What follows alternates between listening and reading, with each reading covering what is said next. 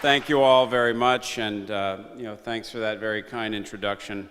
I'll just ignore the hyperbole, but I am very honored to have worked with Amy Goodman for so many years and the crew at Democracy Now!, some of whom are among us tonight. Aaron Dooley, who's just come on board recently, John Hamilton, who's expertly videotaping this proceedings tonight.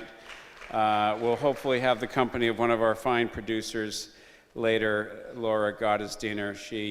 She's working on pursuing these news stories, and so isn't here right now. But as we're traveling the country on this 20th anniversary tour, we are doing our best to dig deeper into the stories that are impacting communities everywhere we go. And it's just a great story. I just learned moments ago that there's a competing event, or it's a complementary event, I think, with Peter Wilcox, the captain of the Rainbow Warrior, is downstairs. And don't feel ashamed. If you're here for Peter Wilcox, just get up and go. It's okay. But this 100-city tour that we're on, we were alerted today by a coworker who had the energy and to actually count that we're at 50 now. So it's I view this as it's a glide path to zero. We're over the hump, and but it's been exhilarating and entirely worthwhile, I know, for Amy and me and the others from the crew who've joined us. I first heard Democracy Now! As I was a listener in 1996, the year it was founded. I had the unusual job of being a caretaker of a small private island. Just before, we were speaking to some folks downstairs, and there's a family that had lived on an island in one of your many beautiful islands nearby, and they could only hear the CBC up near the border. But if they hiked to the other side of the island, they could pick up a station that carried Democracy Now! I'm guessing it was KUGS out of Bellingham, but it's just a guess. So anyway, to that family reminded me that I, too, first heard Democracy Now! On an island off the coast. It was the coast of Maine in Penobscot Bay. It was the island owned by the family of Buckminster Fuller. Uncle Bucky, as they called him, was no longer with us, but one of his domes remained, and a lot of the vestiges of his life's work. But in that capacity, I had no cell phone. It was 1996. I had no digital anything. And would commute 6 miles to shore for groceries in my sea kayak, and had a very quiet and peaceful existence, but the connection to the outside world was lacking, except for a radio that brought me WERU, one of the, Amy says the show was first carried on 9 stations, one of them being WERU out of Blue Hill, Maine. Another of those original 9 stations, we were reminded last night, was Chaos Radio in Olympia, Washington. So it's a station licensed to a public university college. So I know there's talk afoot of making public colleges free.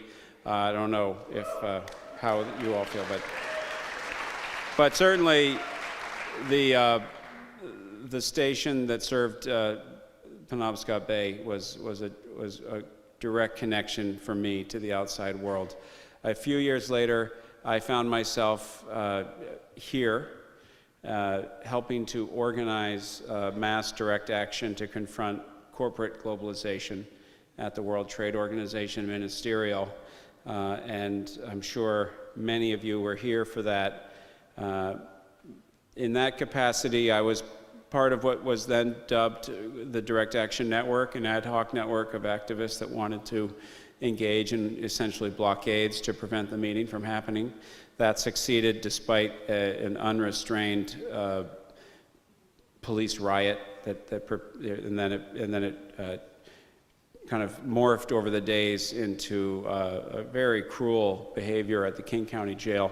And my role as the protest mounted was to join a small working group that no one wanted to join, and that was to participate in or to It was the Media Relations Working Group. So how do you have a mass action like that and do your best to help the press cover it fairly and accurately?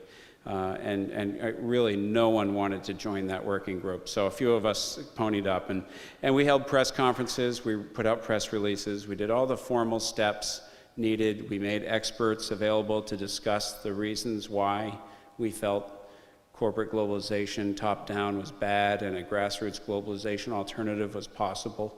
And of course, the corporate media did a horrible job covering those protests, focusing on, there was property damage, and they focused entirely on that. And as the week progressed and we were receiving stories of all the horrors that were happening, remind me of the sheriff's name who became a congressman, So what was happening under his watch was literally torture. People were being tortured in your jail, and we couldn't get that story out. I remember going up to the jail, and if you were there, 2,500 people circled it, drumming. They ran down the U.S. flag from the flagpole and put up a big kind of tie-dye peace sign flag, and it was quite revolutionary, joyous kind of experience outside, but inside the jail solidarity was attempting to be broken with extreme violence on the 600 people locked up for protesting. And a woman came out she was kicked, she was let go with a broken nose, about 20 years old, very slight young woman. And she definitely needed to go to the hospital, but I said, look, before you go to the hospital, do you feel well enough to go over to one of those satellite trucks from one of the local networks and try to get your story out immediately, because it's been impossible. So we knocked on door number 1, 2, 3, each of these $1 million satellite trucks, and no one was interested in telling her story. And finally, a group that I met, we were actually doing our work out of the Indie Media Center on 4th, and it was there that I met Amy Goodman, Jeremy Scahill, Juan Gonzalez, wonderful group of people. So with that incredible work of the citizen journalism that was emerging on this kind of new and maturing platform of the internet at the time, with indiemedia.org and the citizen journalism, and then the established alternative journalists, among whom we're really at the forefront, Democracy Now! The story did change, the tide did turn, and eventually, your district attorney was compelled to drop the charges against all those protesters, and the rest is history. But that was my first direct encounter with this incredible crew of journalists. I then, a year later, was in New York City, helping to organize a march to pressure Bill Clinton to grant executive clemency to a political prisoner named Leonard Peltier.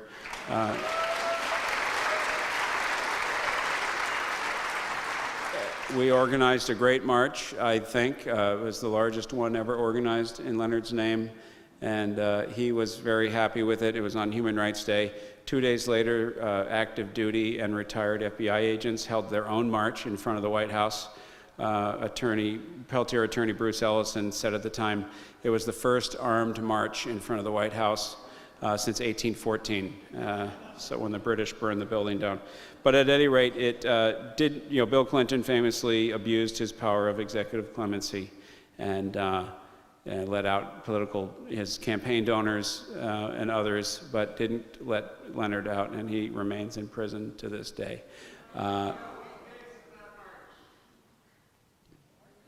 Well, and there's actually, yes, I was reminded that one of the most loyal wheat pasters, a friend from Lawrence, Kansas, is here tonight, and I appreciate the reminder.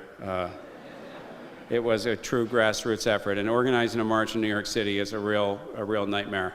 But we did it, and WBAI in New York was a central kind of organizing hub, the Pacifica station that Amy will talk about later.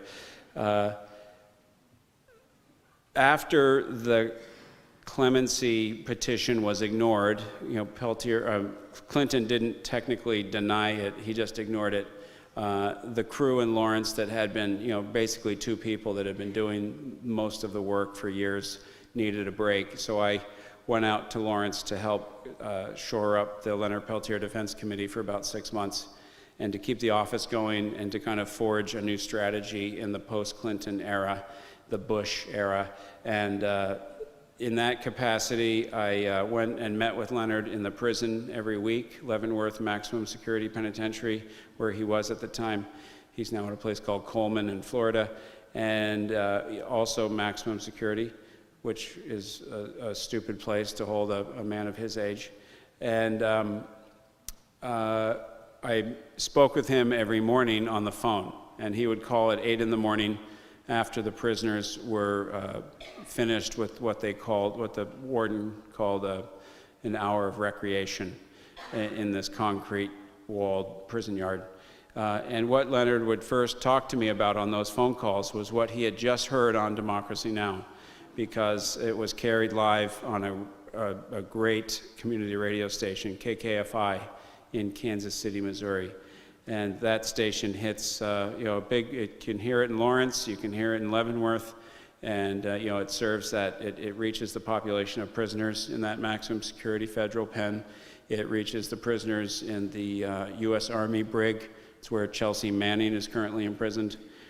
And the daily broadcast of Democracy Now!, Leonard would sit, the warden only allowed a very small battery-operated transistor radio, and about 6 or 8 of these big guys would circle this tiny radio and listen intently for an hour. And it guided their connection to the world, it informed them, it informed their discussions throughout the day, it helped them to dispel the monotony of their existence, the oppression of the routine. After we ended our call, Leonard would have to march off to work in the Unicor prison, slave wage prison furniture factory, making furniture for federal offices. So in that was a reminder of the power of community media, independent radio shows like Democracy Now!, that we're serving a population of people, not just ourselves. If you're here tonight because KBCS or one of the other many outlets in the state that carries Democracy Now! Does something, means something to you, but also we're helping to bring content and material and services to others, like those in prison, like those toiling in the fields who don't have access to smartphones.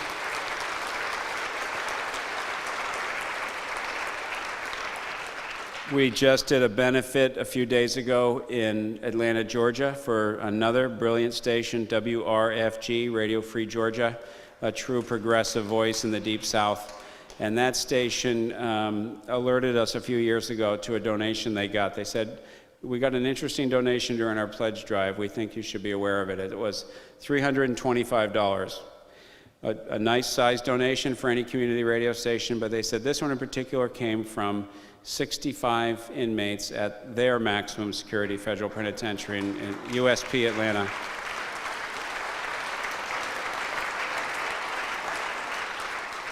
And they gave it to us, they said, because of Democracy Now! And the other public affairs programming, again, that helped them overcome the obstacles in their everyday life, certainly obtaining relevant and accurate information about what's going on in the world outside the prison walls. And so we're very touched by that. Before embarking on this tour, we got an update from another prison. This was a prison system in the United Kingdom, and about 3 or 4 prisons in England. And there was an administrator who runs all the educational programs, had set up a TV, kind of a closed-circuit TV system to bring programming to the cells. And they asked us a year ago for permission to download and play Democracy Now! Throughout their prison. And without hesitating, we said, absolutely, you can run it as often as you want. And so they do download the broadcast quality version every day and run it. So a year went by, and he gave us an update and said they had witnessed a 50% increase in the participation in the elective educational offerings in the prison. And when polled, the prisoners said it was largely because of something they had heard on Democracy Now! So,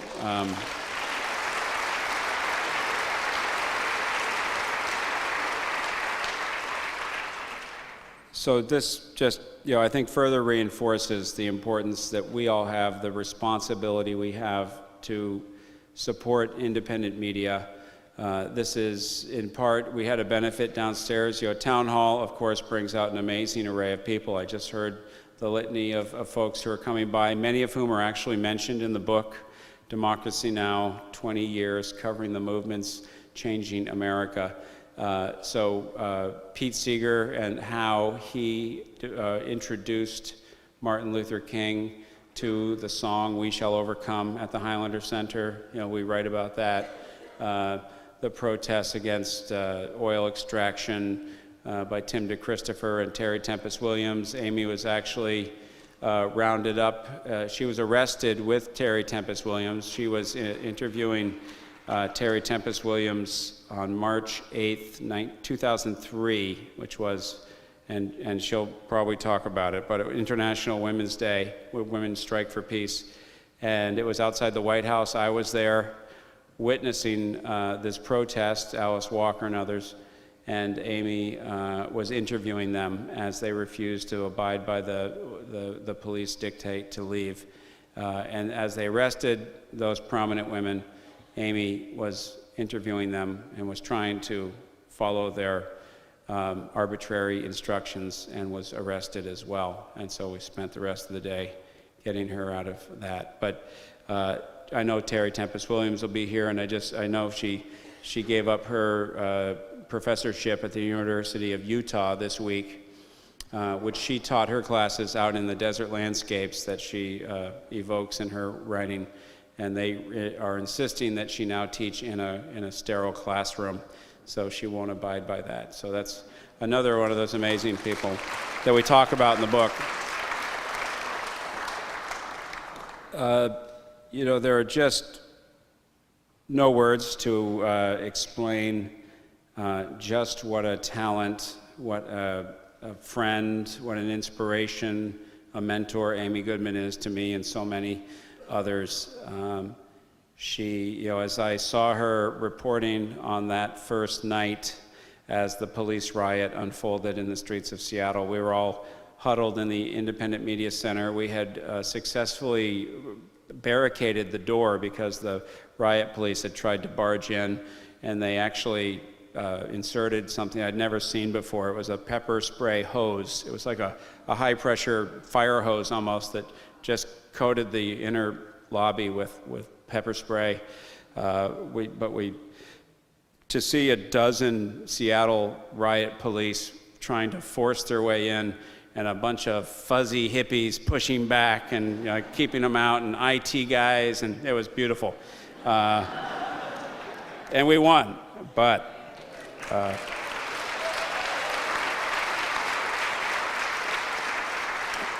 in the midst of that police riot, there was a figure out in the kind of, you imagine sodium vapor street lights and clouds of tear gas and flashbang grenades and these kind of running battles with riot police marching in lockstep and people running around with banners and turtles and Teamsters, and it was dark and chaotic. And right near the police line, there was a small figure with an arm upraised, and we're like, who is that? What is going on out there? And it was Amy Goodman with a microphone getting into the... But, she, as is described in the book's epilogue, herself survived a terrible massacre in East Timor, and at a younger age, 25 years ago this year, actually. And to think, where would we be without Amy Goodman? I can't imagine. So we were in Olympia last night, and I was just reminded of that. You get courageous women, and so we visited briefly with the parents of Rachel Corrie, another courageous woman.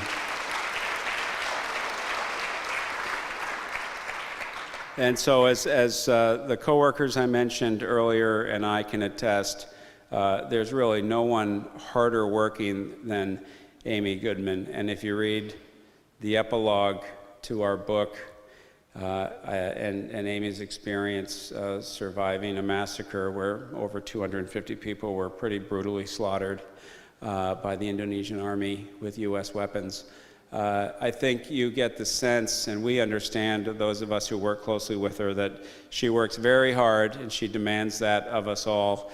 But it is, we're just so fortunate to have her, I think, those of us who work with her, but the public at large. And so I'd ask you to join me in welcoming Amy Goodman.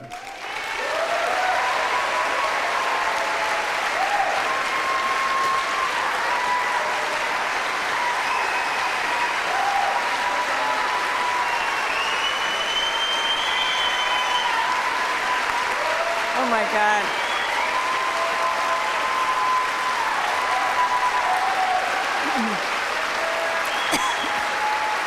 Thank you very much. Oh my gosh, what a wonderful honor it is to be here with all of you, to be celebrating community media, KBCS, based in Bellevue, as well as Town Hall itself. And to be here with Elliott Books, you know, independent bookstores, independent media, this wonderful space I consider all sanctuaries of dissent.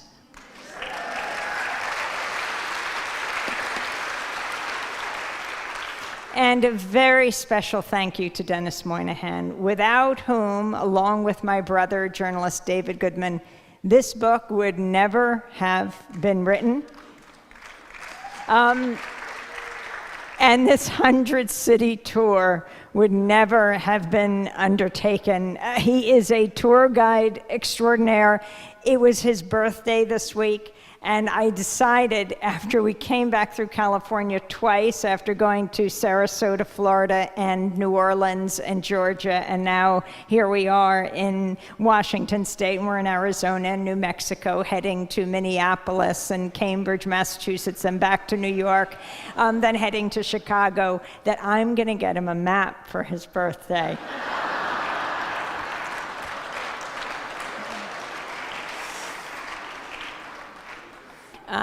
Denis is an incredibly talented writer, and I call him the Johnny Appleseed of independent media. Democracy Now! Began 20 years ago as the only daily election show in public broadcasting. We were on 9 community radio stations, the Pacifica 5, KKFI in Kansas City that Leonard Peltier used to listen to, Chaos in Olympia.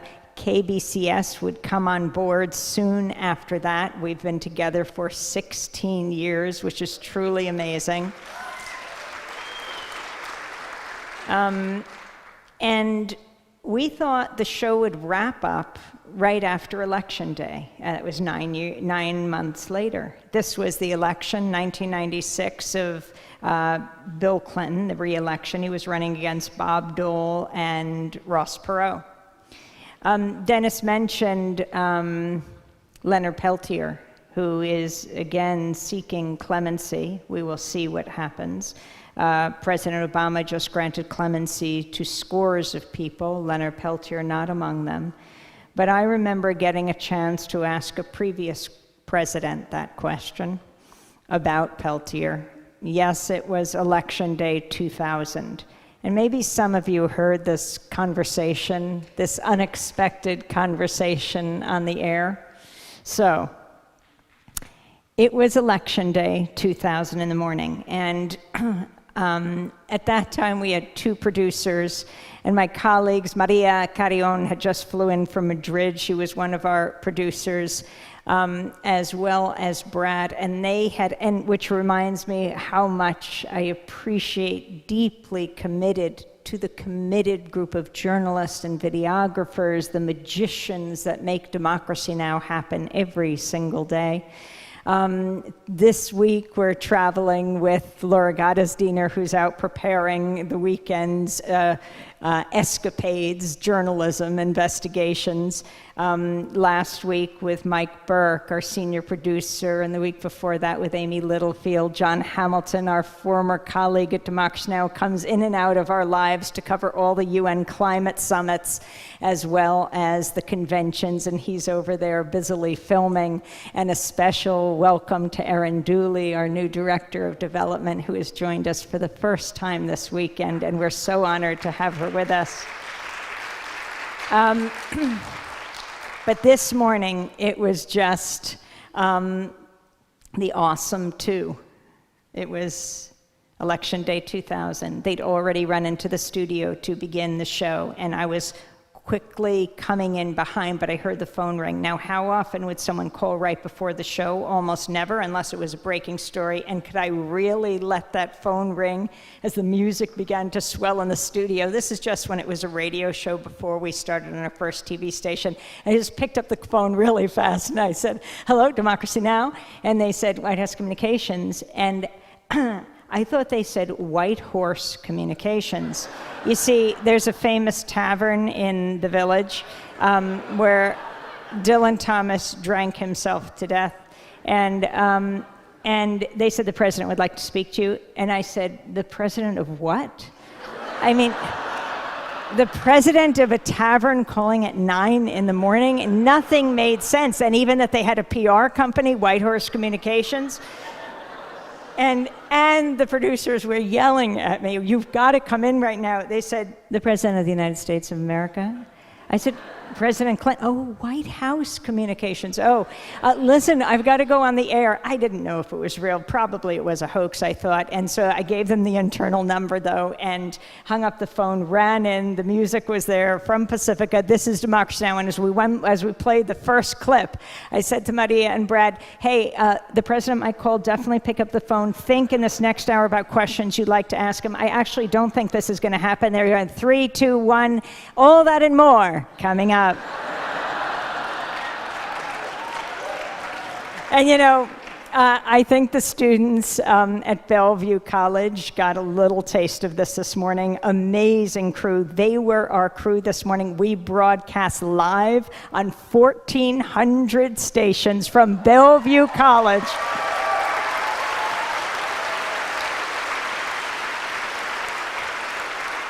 And they made that crew call that we didn't even make at 3 o'clock this morning. You know, we broadcast at 8 in the morning live in New York, and it's 5 o'clock here.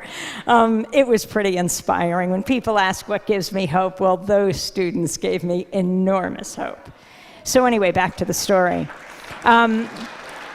2000, we start the show, and it's a packed show. The president didn't call. I didn't really think much of it. I figured it was not real. And we were racing out for coffee after. You know, this was election day. It would be a very long day. We'd probably find out who was president after midnight. Hardly. This was Bush v. Gore. It would take 5 weeks and a selection, not an election, right? So we're racing out for coffee, and all of a sudden we hear from the control room, Gonzalo Alberto is doing Alternativa Latina, which is the alternative music show, Latino music show that morning, shouting, "The president is on the phone, get in here now." We run into the control room. He is paralyzed. He's over the audio board. All the music faders are up, and the salsa music is blaring. All the microphones are down, and you hear President Clinton shouting, sort of being drowned out by the music, "Is anyone there? Is anyone there?"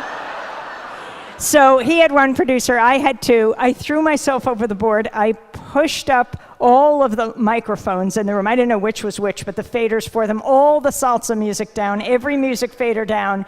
And then we sat down. I said, "Gonzalo, this is going to be quite a ride. Think of some questions you get to ask him." And I said, "Hello, Mr. President. I understand you'd like to talk to people about getting out the vote. I hadn't said that. They said that he wanted to talk about this. You know, this was the year that Hillary Clinton was running for senator of New York, and of course Al Gore was running for president. He said, that's right. I said, well, what do you say to those who are deeply concerned, who feel that both the Democratic and Republican parties are captured by corporations? And he launched right in and gave a full spirited response to why people should get out and vote. And so then I went on to ask him if he would be granting clemency to Leonard Peltier. I thought that followed perfectly. And he talked about that. And together, Gonzalo and I asked questions about, well, would the U.S. Navy stop napalming and bombing the Puerto Rican island of Vieques? And we asked about the 2 UN Assistant Secretary Generals who had quit over the sanctions regime against Iraq. 500,000 children had died, calling that regime genocidal, the sanctions regime against Iraq. And I asked him what he thought about this, and continued to ask questions about war and the death penalty. Oh, then I asked him a question about Ralph Nader, and I asked him if maybe, did he think that you could attribute Ralph Nader's success running for president to President Clinton himself for taking the Democratic Party to the right? And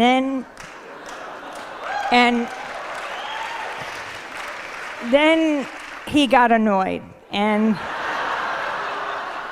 he said, I find you hostile, combative, and at times disrespectful. So I said, they're just critical questions, and I just have a few more.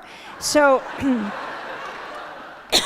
I then asked him, I said that Vice President Gore said if he became president, his first action would be an executive order banning racial profiling, which sounded like a very good thing. And I said, but you guys have been in office for 8 years. Why haven't you done that yet? Anyway, it was a full conversation. It went on for about half an hour, and then he said he had to go. And that was the alternative Latino music show that day. So the next day, we ran it on Democracy Now! And then I got a call. It got all these headlines and everything. And I got a call from a reporter from New York Newsday, a big paper at the time in New York. And he was saying, how did this happen? I was talking to him, but then the other phone rang. And so, and this is when we had wired phones, so I said, oh, just 1 minute, please. And they said, White House Communications. And I knew it was the White House then. And I said, oh. And they said, you're being banned from the White House. I said, I'm being banned? He called me. I didn't call him.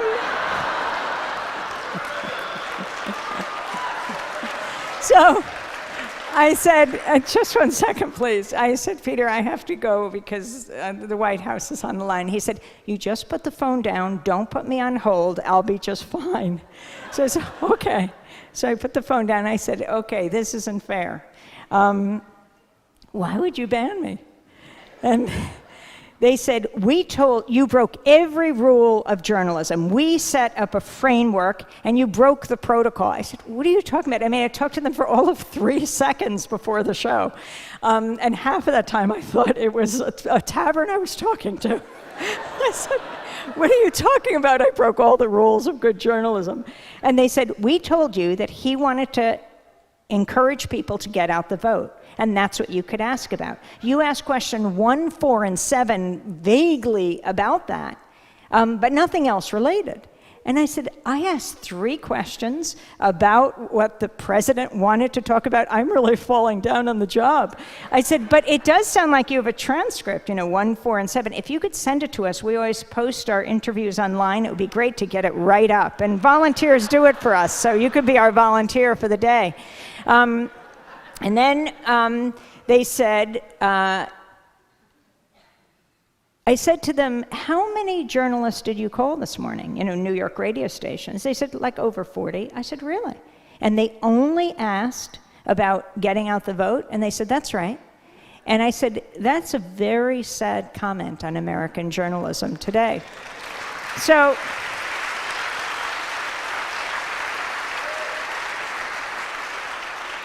they also said, they said, we told you he had 2 or 3 minutes. You spent more than a half an hour on the phone with him. I said, oh my God, I mean, he's the leader of the free world. He's the most powerful person on earth. He could hang up if he wants to. They did admit, well, he did have a very good time. Once I was finished with them, I hung up the phone and I realized, oh my God, that reporter's on the phone. So I picked up, I said, oh, I'm so sorry. He said, I got everything I need, and he hung up.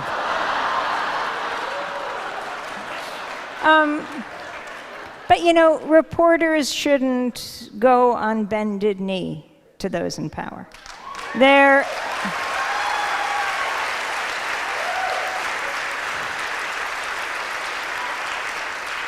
There is a reason why our profession is the only one explicitly protected by the US Constitution, because we're supposed to be the check and balance on power.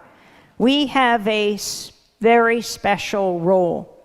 The first book I wrote with my brother David was called The Exception to the Rulers, and that's what all the media should be. It shouldn't just be the motto of Democracy Now!, the exception to the rulers.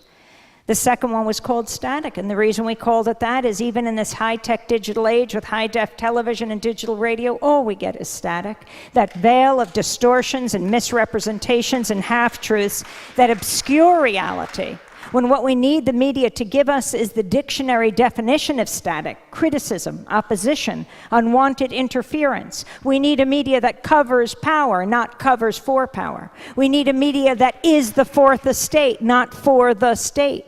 And we need a media that covers the movements that create static and make history.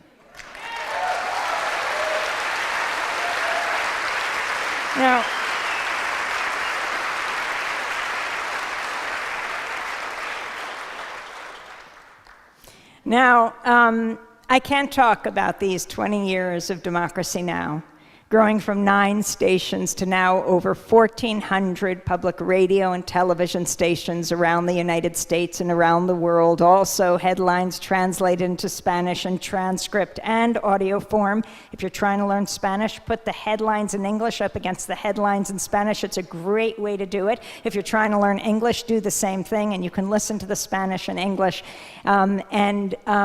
Teachers use it all over the world. But I can't talk about this last 20 years of Democracy Now! Without talking about my co-host for all that time, Juan Gonzalez.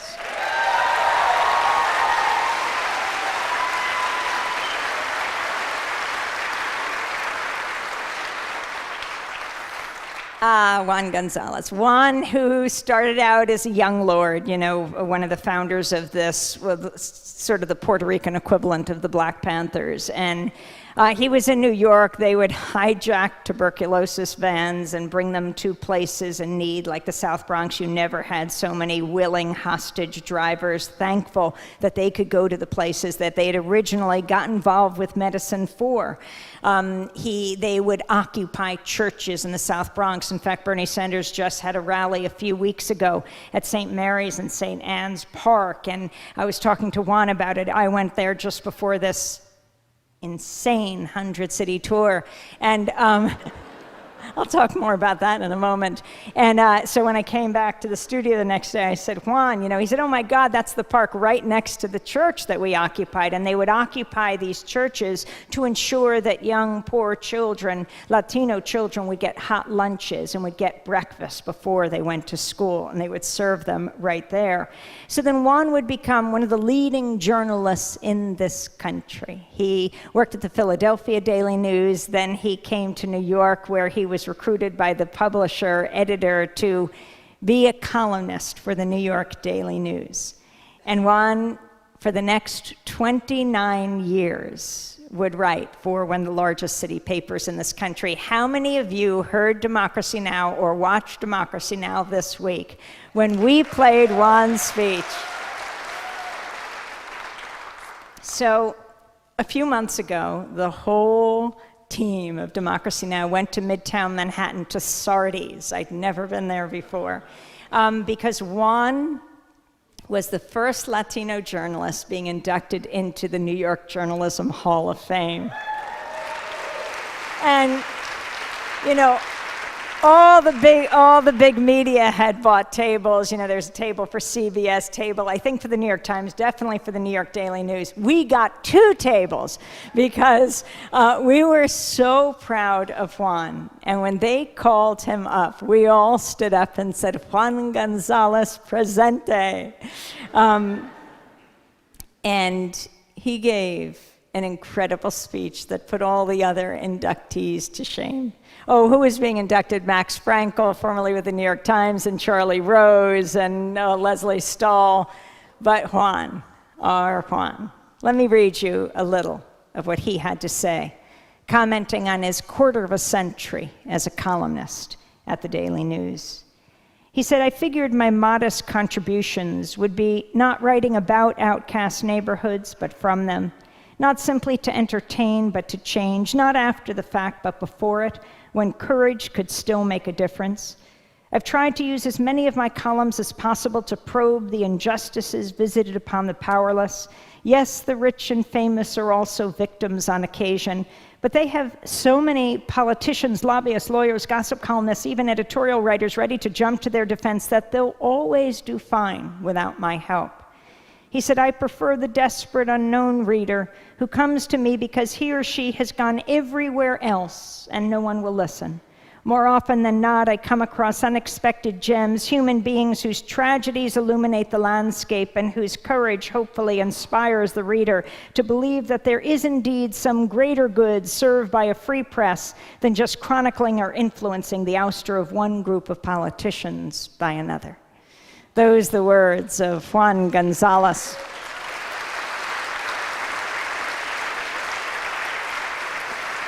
And we quote him in the introduction and end that introduction by saying, this book celebrates some of the people and movements who've been making history during our first 20 years.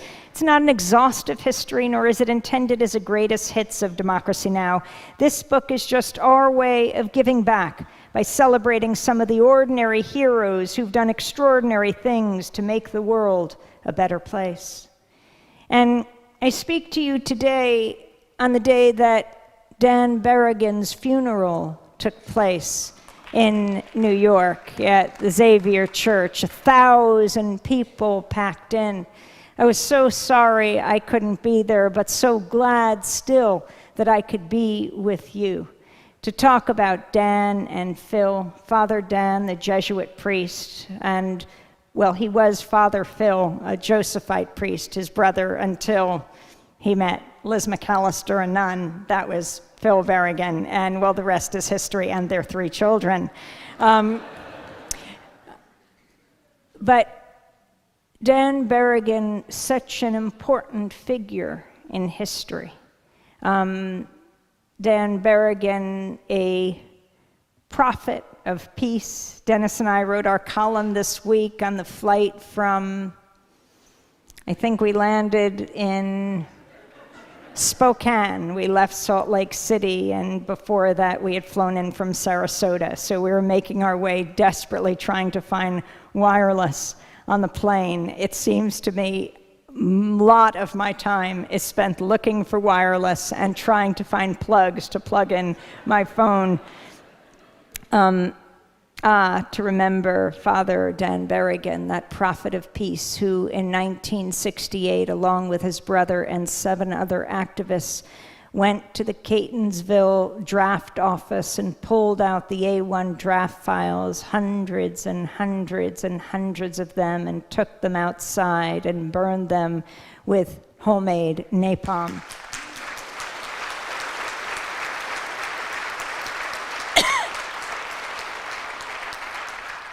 Dan, or Father Dan, as people affectionately called him, just before this action was giving a talk up in Portland, Maine, where we're headed this weekend, and found a little quiet place in the airport to write up his statement. He didn't know if he'd ever get out of jail after they did this.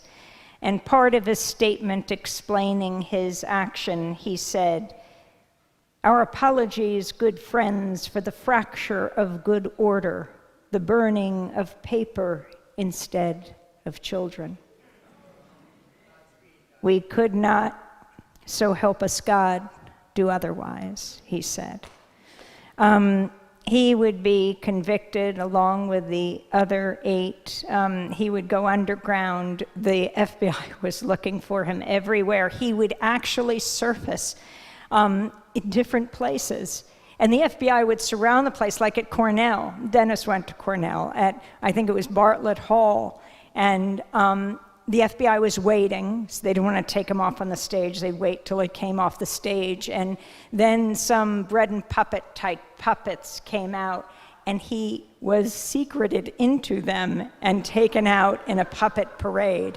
He would eventually be found on Block Island off Rhode Island. And you see this famous picture of him with a big smile, surrounded by 2 joyless FBI men who seemed, to say the least, angry. They had posed as birders to arrest him. Dan Berrigan fought for peace and loved life. Dennis and I went to visit him a few years ago up at Fordham at a retirement home for elderly Jesuit priests. And Dan was there, still with the twinkle in his eye, though getting frail. He was 93. He died this year at 94. We brought him his favorite food, ice cream. Legend has it, or at least Jeremy Scahill told me, but now I'm not sure if it's true, though you should believe everything Jeremy does when he does his reporting, right? Blackwater and Dirty Wars, and now his most recent book, The Assassination Complex, with the team at The Intercept. But he said that Ben & Jerry's named a flavor after him, Raspberrigan. I don't know if that's true, so don't tweet it, don't quote me on it, but it is pretty cute. By the way, speaking of tweeting and quoting, and if you'd like to sign up for our Daily Digest sign-up list, they're going around. We have wonderful volunteers that are passing them out. I think Dennis is too. It's a great way to keep up on our daily headlines. Or if you want to go paperless, you can just text from your phone the word Democracy Now!, one word, and you text it to 66866. You'll get a request for your email back. You'll text your email, and then the email will come to you, and you can just grant permission, and you'll be getting those news headlines in your email box. And if you tweet anything, any photographs, any comments, use the hashtag covering the movements. That's what we're doing on this 100-city tour. But when we went up to Dan, it was so wonderful to see him, to bring him his ice cream. Ben & Jerry's also gave him and all the Catholic workers a lifetime supply of ice cream. So when his niece, for example, Phil's daughter, Frida, who we just had on Democracy Now! Monday, remembering Dan, she could walk into any Ben & Jerry's and demand her favorite flavor and would always get it. But yes, Dan Berrigan, how important he was, who said, "We have chosen to be powerless criminals in a time of criminal power. We have chosen to be branded as peace criminals by war criminals."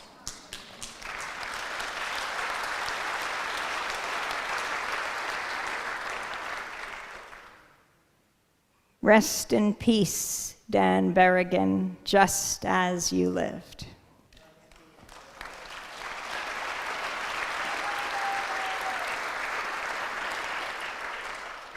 I want to talk about movements.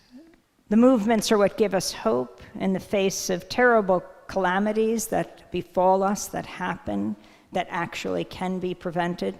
So I want to go back to last June, what happened in Charleston, South Carolina, the massacre that took place of 9 parishioners, well, 8, and their beloved pastor, Reverend Clemente Pinckney, who also was a South Carolina state senator for many years. It was midweek in June, and he raced back from the state legislature just because he wanted to do Bible study with those that wanted to gather to study. And they were in the Mother Emanuel Church. A young white man came in. They welcomed him, though they didn't know him. He sat with them for an hour and then blew them away.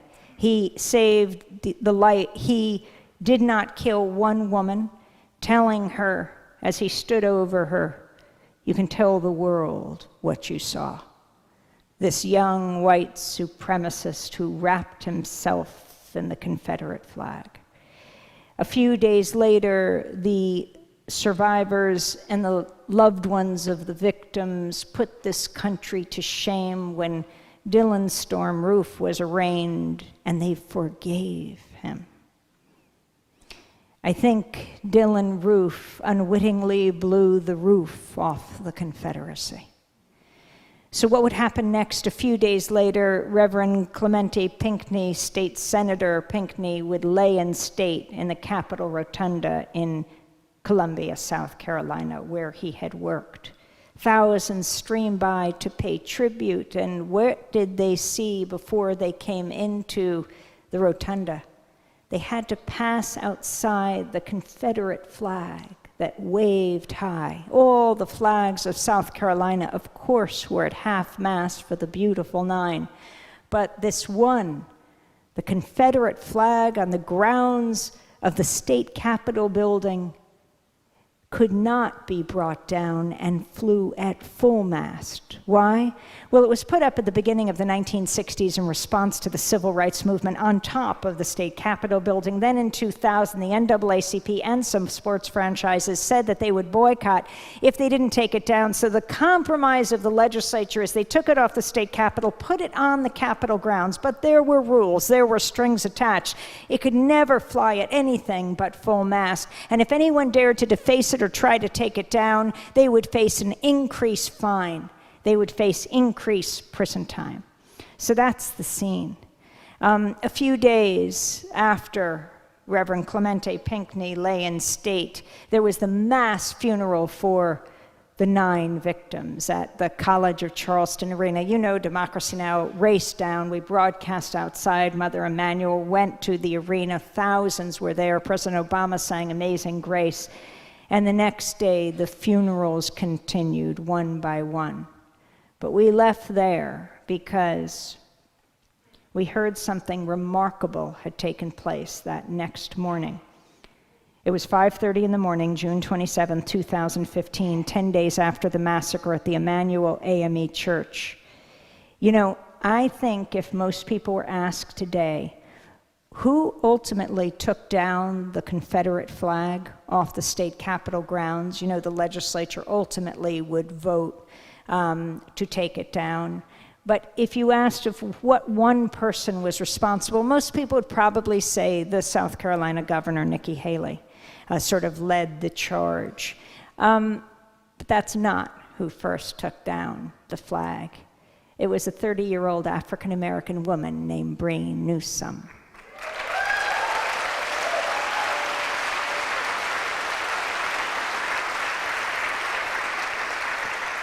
So it was June 27, 2015. The South Carolina State House glowed in the morning light. Bree Newsome was from Charlotte, North Carolina. She walked toward the main entrance of the building. She was accompanied by Jimmy Tyson, a young white man from North Carolina, and others who scouted the grounds. They observed the scene around the State House, waiting until there were no guards visible. After about 30 minutes, Tyson and Newsome made their move. They walked swiftly toward the Confederate monument, which stands directly in front of the main steps. The tall monument, topped with a heroic image of a Confederate soldier, pays tribute to those who have glorified a fallen cause, slavery. The 2 activists proceeded to the 30-foot-high flagpole that stood directly behind the monument. The Confederate battle flag flapped lazily at the top.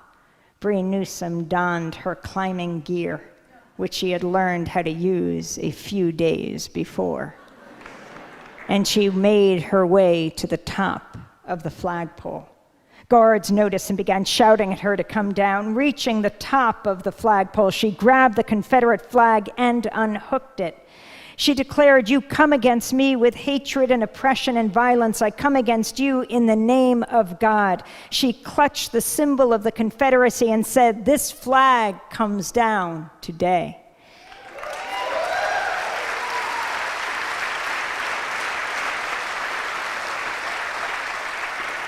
She lowered herself slowly along with the flag. As soon as she reached the ground, Bree and Jimmy were arrested. Video of the protests went viral, was seen around the world. Her bail fund quickly raised more than $125,000. Ava DuVernay, director of the Oscar-nominated film Selma, which you all should see, was among the many to hail her, tweeting, "I hope I get the call to direct the motion picture about a black superhero I admire. Her name is Bree Newsome." But within about an hour, 2 State House workers raised a new Confederate flag on the Capitol grounds. Could you imagine how the state could engage in this conscious act? I didn't say act of conscience, but this conscious act the day after the mass funeral for the beautiful 9, the few days after the massacre, that they would actually raise the Confederate flag once again. This on the same day that the funerals were continuing and bodies were being lowered into the ground, the state raised the Confederate flag again. We were going to cover the funerals, but instead we raced to Columbia, to the jailhouse where Bree and Jimmy were taken. We didn't know if we could get in, but we ended up getting into the arraignment room, the arraignment cell. And there, Bree Newsome and Jimmy Tyson were charged with defacing state property, facing a penalty of up to 3 years in prison and a $5,000 fine. We then went to the lobby where people were gathering to greet the activists if they were let out. And I interviewed a young woman named Tamika Lewis. She'd come with Bree from North Carolina to help with the action. She said to see the flag actually come down and all the things it represents being taken down by a strong black woman was one of the greatest symbolic images one person could ever witness. Then another young woman named Carol Parker, who lived in Columbia, didn't know Bree at all, but knew the indignity of walking past that Confederate flag every day of her growing up, said, "Bree has done what our governor hasn't had the courage to do, what our General Assembly hasn't had the courage to do. She went up there and did what had to be done when it needed to be done. Let it be told from the rooftops. It was Bree Newsome who took down the symbol of the Confederacy in Columbia, South Carolina."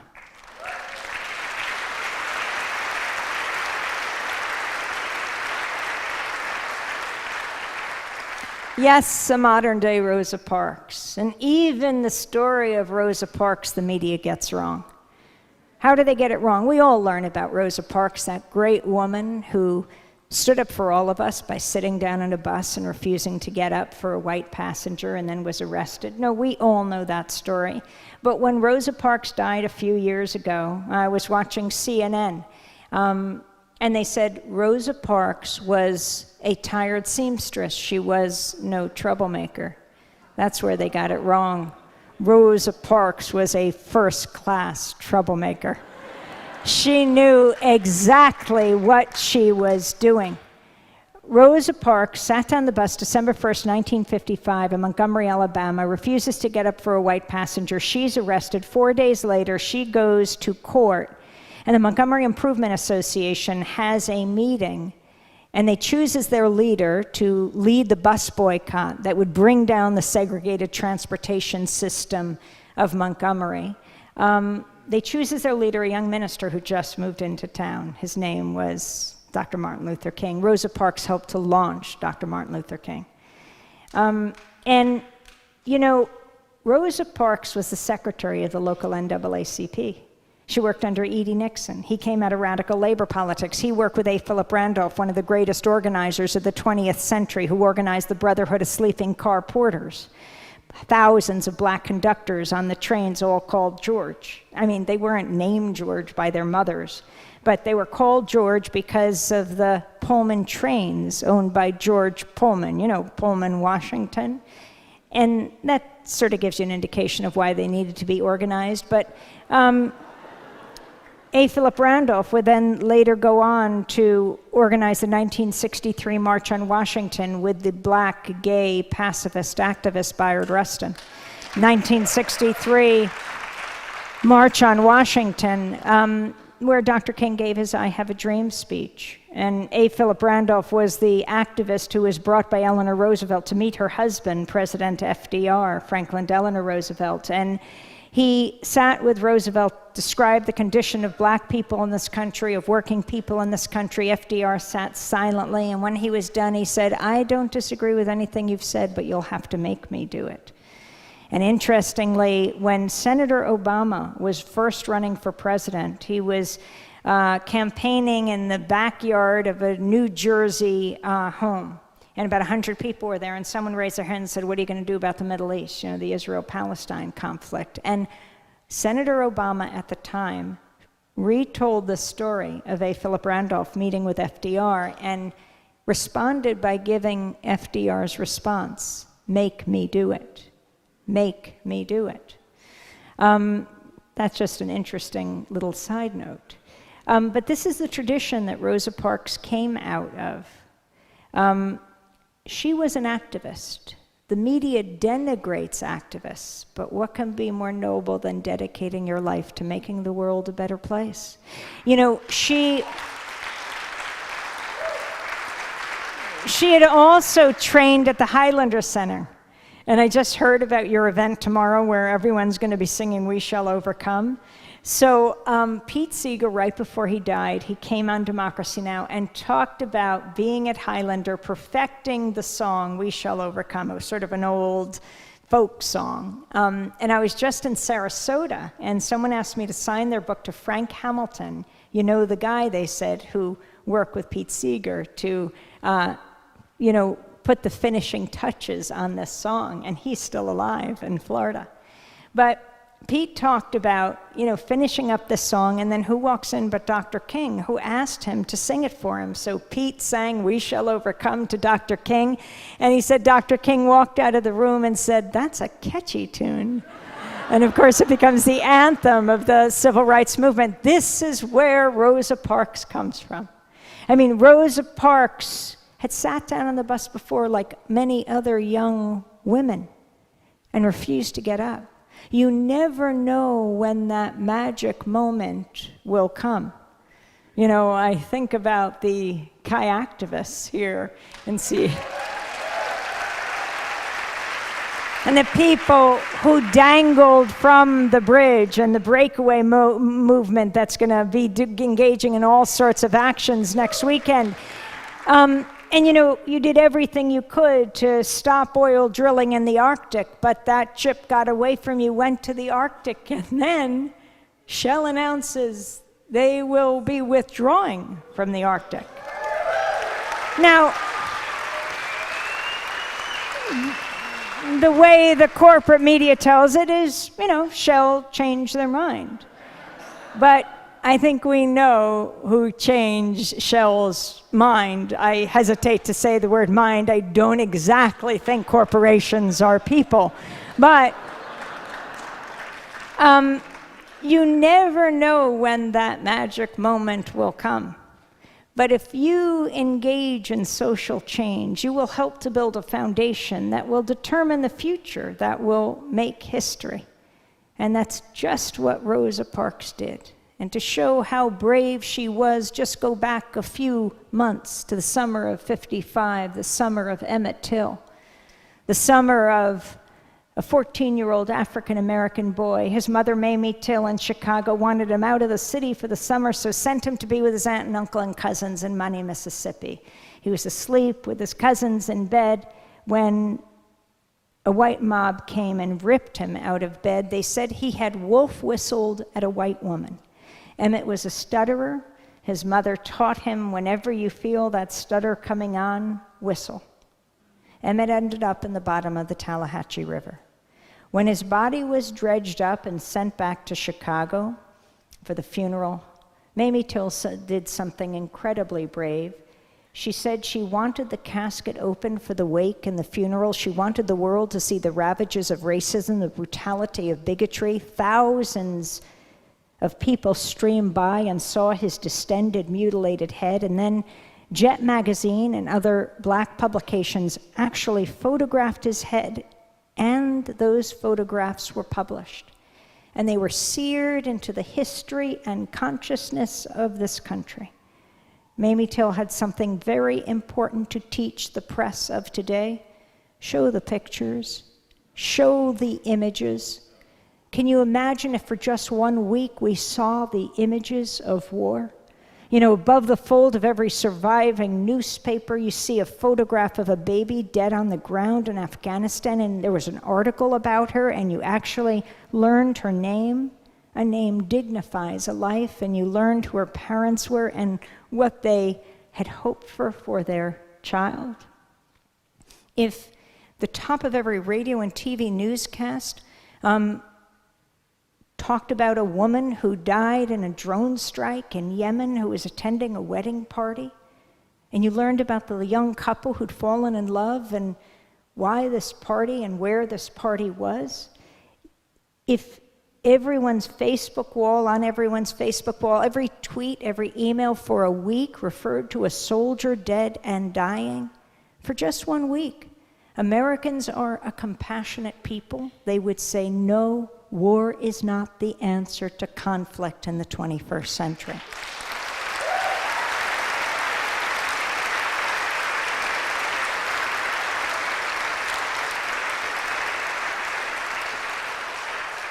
You know, I originally come from Pacifica Radio, which was founded 67 years ago. We were just celebrating the 67th birthday of the first station, KPFA, in Berkeley, California.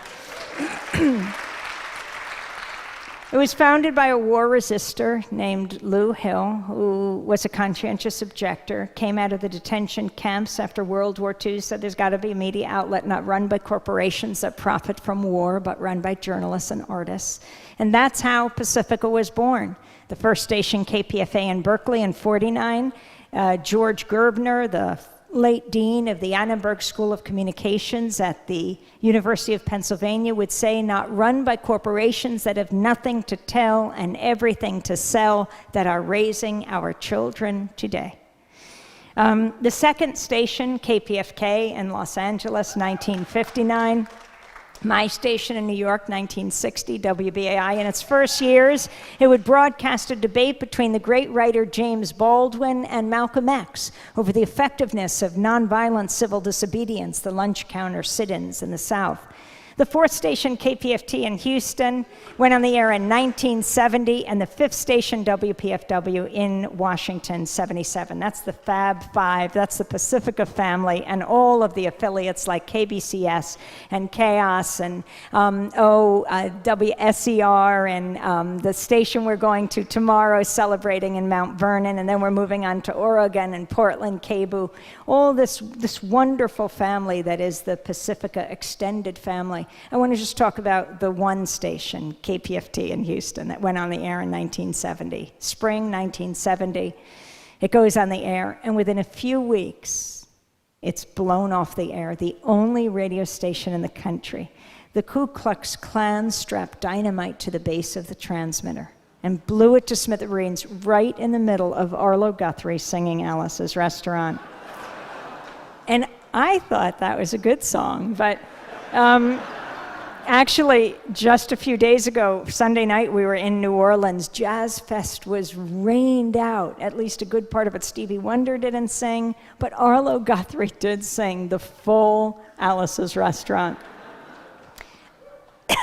So KPFT has to rebuild, you know, the station in the middle of the Petro Metro. And I mean, it's not like Pacific had money for advertising. I guess the silver lining was that, well, the Klan certainly blew it into the consciousness of the potential listening audience of the people of Houston. I don't recommend that as an advertising strategy.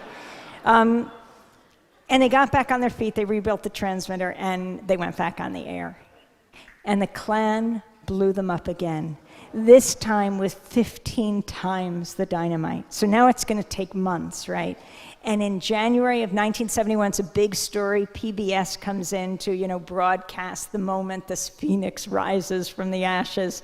And Arlo Guthrie comes in to finish singing Alice's Restaurant live on the air, and it goes back on the air.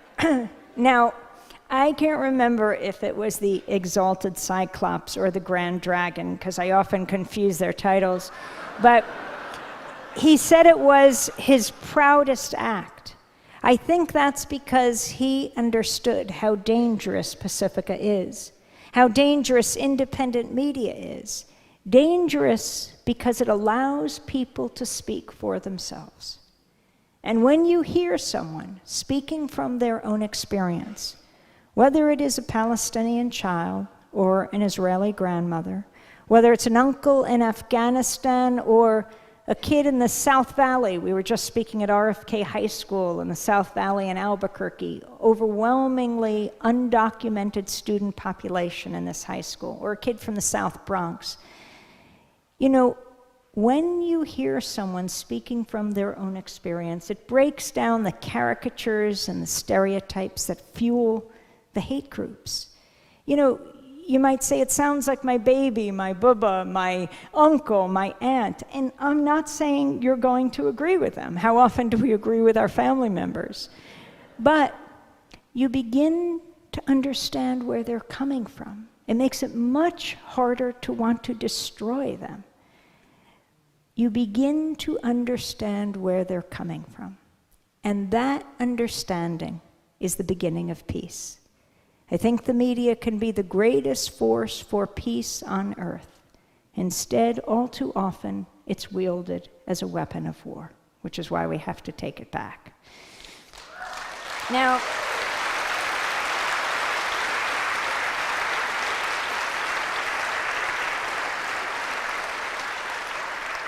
I hope I'm not wearing you guys out. I definitely could not do what you do. Now, I just told you a story about history, like, 46 years ago, right? The Ku Klux Klan blew up KPFT. I cannot believe that we are talking about the Ku Klux Klan in this 2016 presidential election year. How could it be that the presumptive nominee of one of the major parties, the frontrunner of the Republican Party, Donald Trump, when asked on one of the networks, on CNN, if he would disavow support of a known Klan leader, an avowed Klan leader, David Duke, and the Ku Klux Klan, he waffled. He said, you know, he would have to look more deeply into this. When was the last time you heard Donald Trump say he had to look more deeply into anything before he spoke? What exactly is it that he had to investigate further? Which Klan chapter it was? Because he wouldn't want to generalize to all the Klan chapters in the United States. I mean, when you think about this, it's also why we need independent media. Yes, this was reported widely, but we have to talk about what the Klan was. I speak at a lot of universities and colleges, and, you know, young people have heard of the Klan, but we have to be very serious about this. I mean, I come from New York. Democracy Now! Was the closest national broadcast to Ground Zero, September 11, 2001. That horror, when 3,000 people were incinerated in an instant. We'll never know actually how many people died on that day, because those who go uncounted in life go uncounted in death. The undocumented workers and immigrants who might have been near will never actually know. But the horror of that moment. However, it wasn't the first time that terror came to U.S. soil. Ask any African American about slavery.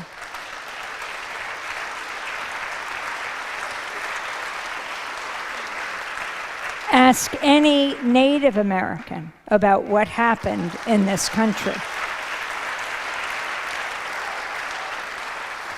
But it was horrific. The Klan, the Ku Klux Klan, was a homegrown American terrorist organization. It terrorized whole populations.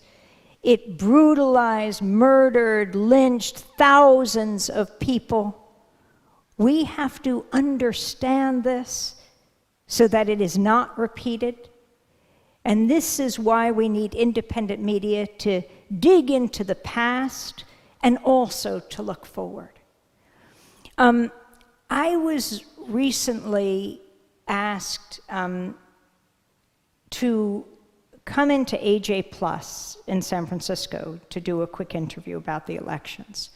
Now, on this 100-city tour, we have no time for anything. I mean, Spokane to Seattle, we decided, well, we could save time, or Dennis did, by taking the 2 a.m. train from Spokane to Seattle so we could arrive in the morning and start, the day running. But I have to say, that was gorgeous. What a beautiful ride it was. And I absolutely love trains. So we're always in a massive rush. So we're getting this call as we were leaving San Francisco one of the few times in this last few weeks, and we get this call from AJ Plus, that's Al Jazeera Plus. Sadly, Al Jazeera America has folded. I hope the same thing doesn't happen with Al Jazeera overall. But AJ Plus continues, Al Jazeera Plus, it's Al Jazeera Online. And it's based in the offices of the old Current TV, which was owned by Vice President Al Gore. So you go there, you see his offices and everything. Al Jazeera bought it from him for $500 million. And so they called up, they said, would you come in and do an interview? And I said, oh, I'm so sorry, I'm racing to the airport in San Francisco, we won't be able to make it. And they said, oh no, but we're right on the way. I said, yeah, right on the way. I mean, like 3 minutes, you could do it? Yes, they said, fine, 3 minutes. Really? Okay, we'll do it for 3 minutes. So we drove by. Dennis hardly moved the luggage in the car, didn't even come inside. I went in, sat down, did an interview for like 3 minutes, said hello to the staff, got out, and we made our plane. So that interview on the 2016 elections, they finally posted online this past week. I didn't check it today. I think early this morning or last night, it was at 11.7 million views. Now, how many of you have actually seen this? I always wonder how virtual, translates into the real world. I didn't say anything that I think most of you don't already think. It just so rarely hits the corporate media radar screen. They asked me what I thought of the coverage of Donald Trump. He is piped into everyone's home all the time. The other candidates have to trudge from state to state. I mean, and the Tyndall report looked at the coverage in 2015. Donald Trump got 23 times the coverage of Bernie Sanders. I think ABC World News Tonight gave Donald Trump 81 minutes. Bernie Sanders got 20 seconds. I'd really like to know what Bernie Sanders did that was so newsworthy that he should get 20 seconds. But I want to look at one of the primary nights, Super Tuesday 3. That was, what they dubbed it this year. That was March 15th, 5 primaries. It was important. It was Ohio, Florida, North Carolina, Missouri, and Illinois. Illinois was the home state of Hillary Clinton. So all the media, the networks, covered wall-to-wall coverage that night. That was the night that Senator Marco Rubio, remember Senator Rubio? He did not win his home state, Florida, so he pulled out, and they played his concession speech, as they should have. That was the night that John Kasich of Ohio, remember Governor Kasich? He won his first primary, and they played his victory speech. Hillary Clinton had won 3 at that point, Ohio, Florida, and North Carolina. She was very smart to speak then. because they didn't know what would happen in the next 2 states. And the media was saying this: Sanders, Clinton, Missouri, Illinois, too close to call. And Illinois was significant because it was her home state. So she spoke while she was ahead.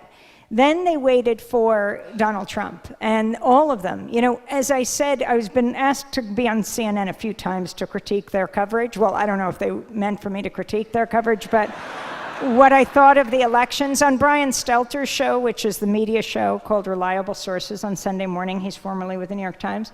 You know, I said, I'm not going to single out CNN because I can't tell the difference between CNN, MSNBC, and Fox.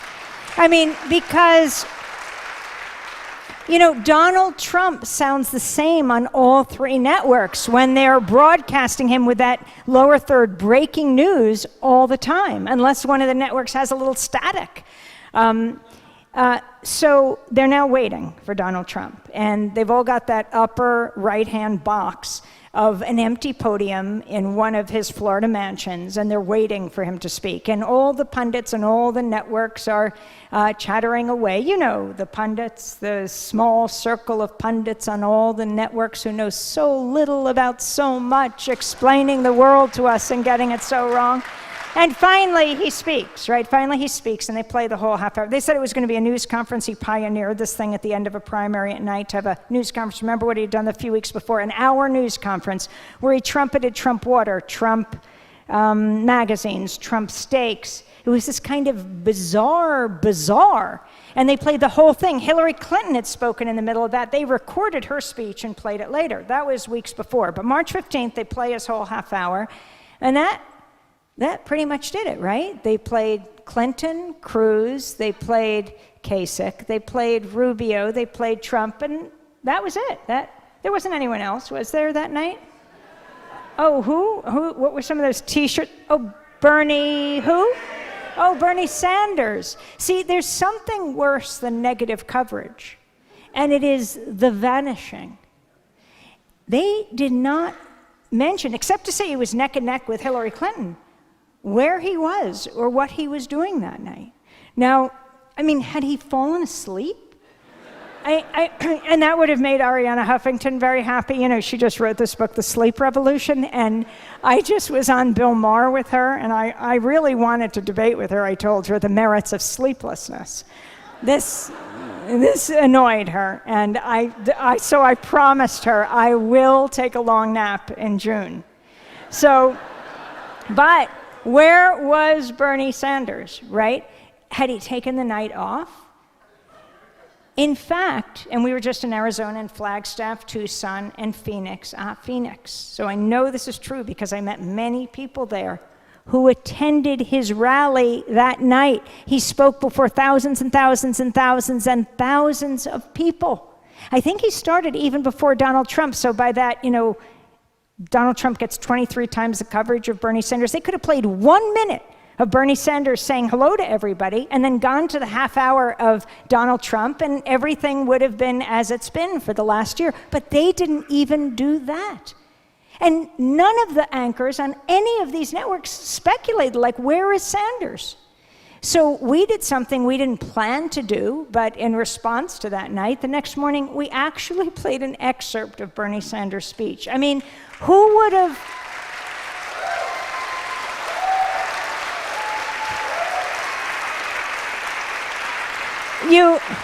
You shouldn't be clapping. Who would have thunk it? Who would have thought it's a revolutionary act to play an excerpt of a speech of a major party candidate on the night of a major primary or the morning after? This is unacceptable. I mean, the guy has broken so many records, and he's done it without any echoes in the media. Imagine if sometimes he had the microphone. I mean, think about it. In March, he raised $44 million. Hillary Clinton raised $29 million. Bernie Sanders does it on the campaign trail, just says, please give. And people give $3 and $9 and $7 and $27, I think, is the average. So they never max out. They can keep on giving and giving. Now, for Hillary Clinton, he has like well over 6 million donors. This hasn't happened before. She has this much smaller number of donors, but they give a lot, and they max out. We were in Laurel Canyon recently, And so was she, but we weren't at the same party. And she was at the party of George and Amal Clooney. And they had a fundraiser for her, and I think the going rate for the head table was something like $350,000. I mean, that was for a couple, so. But, and even George Clooney, when asked about it on the network, said he thought it was obscene. I mean, and it was his party. But now this goes to another issue. It's not just Clinton. These candidates are raising obscene amounts of money. Where does this money go? I mean, you know, the coverage in the last few weeks, what happened in Washington, there was very little coverage of over 1,000 people protesting money in politics, right? Democracy Spring and Democracy Awakening. Following in the footsteps of Granny D. And they were even holding up signs and shouting out, where is CNN? Where is MSNBC? You know, could you imagine if 1,200 people were arrested in central Havana? Every major American news anchor would head down there, now on a direct flight, right, to cover this repressive country. But it was happening right there in our nation's capital, hardly got any attention. Another reason to tune into Democracy Now! But think about it. The money they raise, where does it go? The money they raise overwhelmingly goes to the networks. So they are hardly going to raise this. That money goes to paying for campaign advertising. So why would the networks question this? You might then counter and say, no, I saw a piece on campaign finance reform on one of the networks. It's not about a single piece. It's about the routine, daily, drumbeat coverage that sinks into people's consciousness. You know, like the coverage they give to Donald Trump. What about spending that same amount of time questioning the corrupting influence of money in politics? Now, the other thing I raised on CNN was, I said, what about an electoral season without polls? I mean, you tune into these networks. It is constant. You know, you tune in and you see, she's up 20 points, 20 points, he's moving up on the right, she's moving up on the left, she's moving forward, he's moving back. And I mean, it is mesmerizing, but at the end of the day, do you learn anything? These polls, constant, morning, noon, and night, that they are pouring their millions of dollars into, and then you get to a caucus or you get to a primary, and the poll is wrong, like Indiana, right? The poll is wrong. So they spend the next period of time from that primary or caucus to the next one talking about how they got it so wrong. Now, think about it. Why do we need these polls? When you're trying to make up your own mind, do you really care what your barber thinks, your librarian, your doctor, your, whoever your family thinks? What you need is the networks to spend that millions of dollars and energy and investigation into the records of these politicians and businessmen, comparing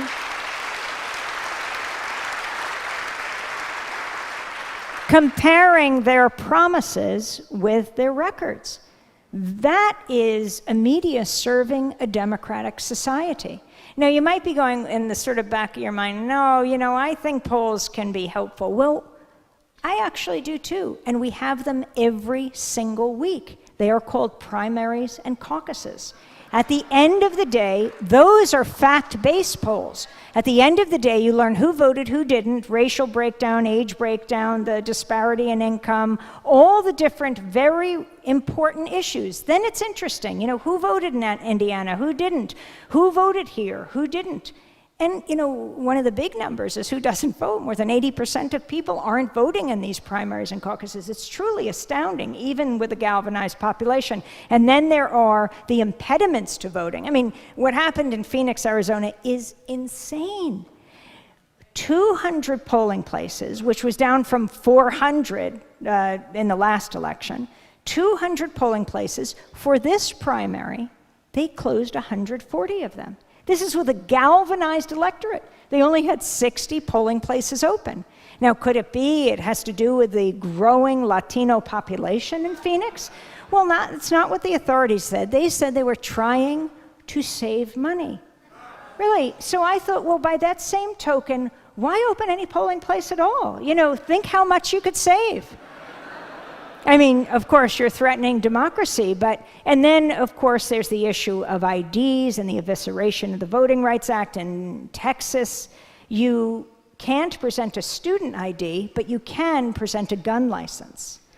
And then the millions of people who have served time in prison or been charged with a felony, who have had any brush with the criminal justice system, in some cases, you can never vote again. You can come out of prison, but you can never vote again. In other places, if you're on parole or probation, it's very hard to figure out. And in some places, like Vermont and Maine, you can vote from prison. So, it runs the gamut. But we need to be able to match what most of the industrialized world has done.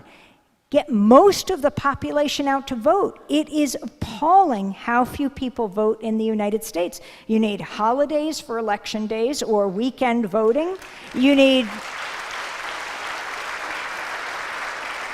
And these are all issues that we have to deal with. Now, I can see people are getting a little restless, and I have to go through an entire year of activism, and I'm going to do this super fast, but I want to look at the year 2011. Movements matter. Movements make a difference, and that was the year that the bottom rocked the top. So I want to start, in December of 2010. That was the Tunisian Revolution. That was when a young man named Mohamed Bouazizi came out of university. There's no opportunity, corrupt dictator, so he ends up having to sell fruits and vegetables in a marketplace, and the authorities harass him. They take his scales. Mohamed Bouazizi can't take it anymore, and he sets himself on fire. And that sparked the Tunisian Revolution. Other things did too, like WikiLeaks. Right, WikiLeaks released the Afghan war logs, the Iraq war logs, and the State Department cables. It's not as if the Tunisian people didn't know their dictator was corrupt, but what they learned was the American government knew it, but still shored him up to the tune of millions of dollars. It just increased their fury. And then, of course, the Tunisian Revolution, threw out the despot and then inspired the Egyptian Revolution, and what happened there was historic. 1 million people in Tahrir, not to mention every other city in Egypt, and they threw out Mubarak after decades. I won't go more into that. It is an unfinished revolution. The turn it's taken now is frightening. It is a very difficult time in Egypt. But I do think the Arab Spring then inspired Wisconsin, right? This mass protest of 150,000 people. I think the Governor Scott Walker, had something to do with it, but, right, what did he do? He gets elected and he says he's going to bust the public unions. Well, the teachers and the nurses he's going to go after, not the firefighters and the cops. He assures them, not you. Governor Walker's problem is that the police and the firefighters were married to the teachers and the nurses.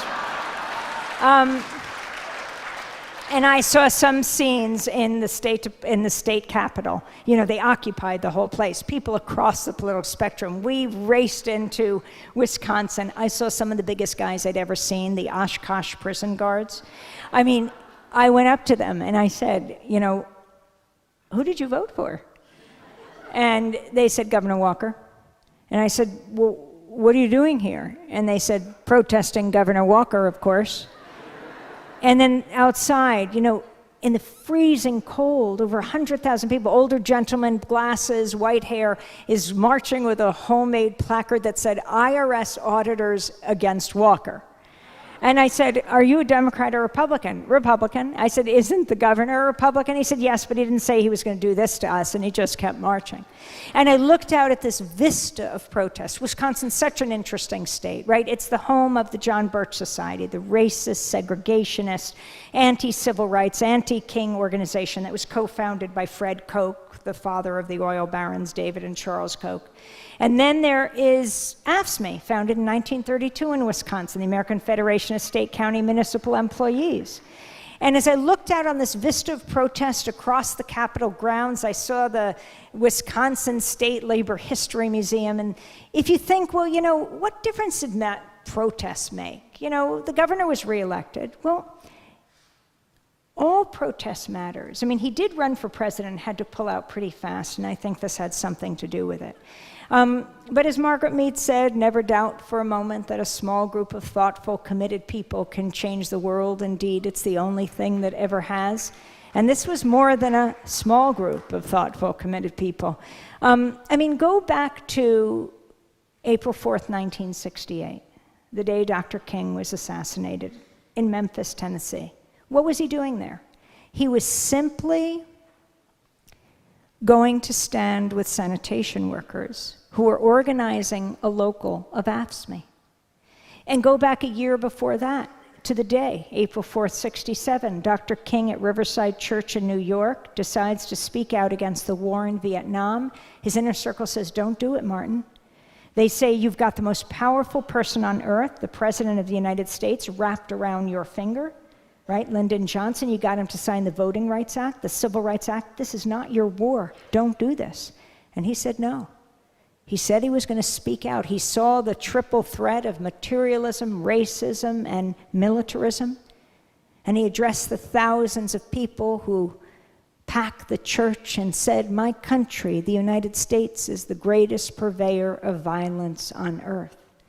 The corporate press excoriated him, blasted him. They said his speech sounded like a script from Radio Hanoi. They said he had done a disservice to his cause, his country, his people. And so he just doubled down, spoke louder, spoke more often, and a year later he would be killed. But action matters. And then let's jump forward to the summer of 2011.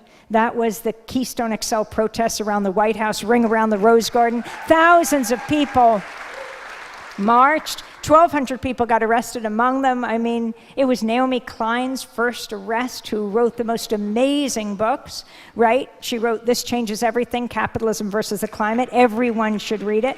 She wrote Shock Doctrine, Rise of Disaster Capitalism. Everyone should read it. She wrote No Logo, Taking Aim at Brown Bullies. Everyone should read it. Bill McKibben got arrested, founder of 350.org. And then you move forward 3 weeks, and it was September 17th, 2011, Occupy, right? Thousands of people stream into Zuccotti Park, and they occupy Wall Street. And they set up these encampments. The media hardly covered it for the first week, the vanishing. And then when it was just ridiculous, and they had to, they mocked them. And they said things like, I mean, I remember Erin Burnett had just started CNN's, the show she does called Out Front. Her first piece was called, on Occupy, was called Seriously? And you know, this is what they did. They said, what do these people want? They can't decide. They're against the death penalty, they're against racism, they're against war, they're against injustice, inequality, they're concerned about climate change. I thought, oh my God, they're listening, right? Yes. All of those things. Like King, they saw it all as a seamless web. It was their strength. It wasn't their weakness. And then they'd say, they can't even choose a spokesperson, right? No, it's a leaderful movement, not a leaderless movement. And among the signs that people carried into Zuccotti Park, well, before I say that, you know, yes, the encampments were eviscerated by the police. We went to so many of them in Oakland and Louisville and New York. But for those who say, you know, what happened to that movement? It sure fizzled out, didn't amount to a hill of beans. Oh, I beg to differ. I mean, they occupied the language. I think occupy was the word most looked up or used in 2011. You say the word 1%, 99%, absolutely everyone knows what you mean. You change the language, you change the world. And among the signs held on that day was a sign that said, I am Troy Davis, and too much doubt. Many people held that sign. And so we went from Occupy 4 days later to Jackson, Georgia, where Georgia's death row prison is. We went to see what would happen to this man, Troy Anthony Davis. And very quickly, for those of you who don't know his story, just a few moments to talk about what would happen. On September 21st, 2011, Troy Anthony Davis was scheduled to die. We were reporting live from the grounds outside Georgia's death row in the town of Jackson, awaiting news about whether the U.S. Supreme Court would spare his life. I Am Troy Davis had become a rallying cry of people all over the world. There were protests this day, September 21st, 2011, in Japan and Iceland and Germany and France and Britain. The effort had grown, a growing international movement, including not just the traditional anti-death penalty activists, but also prosecutors, prison wardens, a former US president, and the Pope. This is a story of a struggle against death that refuses to die. Troy Anthony Davis was 18 years old. It was August 18th, 1989. African-American teenager. He went with a friend to Charlie Brown's pool hall in Savannah, Georgia, where he grew up. In the parking lot outside, Red Coles, a neighborhood tough, was arguing loudly with a homeless man named Larry Young. Several witnesses testified Coles pistol-whipped Young. Pool hall patrons came out to see what was going on. Troy Davis tried to intervene in the fight, but fled when Coles threatened him with a gun. At 1:15 in the morning, Mark McPhail, a white off-duty Savannah police officer who was working as a security guard at a Greyhound bus station next door, came outside to break up the fight. Gunshots pierced the summer night. Moments later, McPhail lay dying with a bullet wound to the head and another to the heart. He never drew his gun. He was a hero cop. He tried to save a homeless man. Red Coles immediately went to the police station with a lawyer and pointed the finger at Troy Davis.